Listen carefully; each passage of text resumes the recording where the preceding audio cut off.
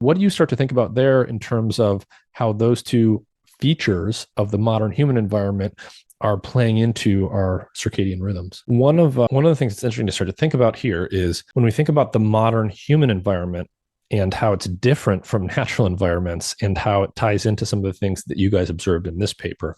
So, in particular, when I think about humans today, like you and me, modern humans living in our technologically advanced society, on the light side, we've got more light than ever, right? We've got all of these LEDs, all of these electronics. They're beaming blue light, which is essentially like daytime light to our brains, telling us that it's daylight more often, right? When the sun goes down, it's no longer pitch black outside and we have nothing but torches and fires.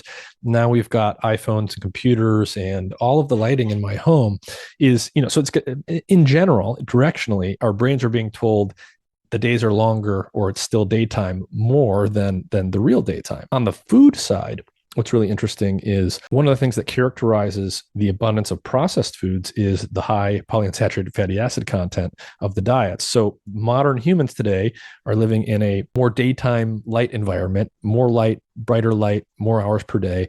And we have more polyunsaturated fatty acids in our diet and in our bodies than probably any time in human history.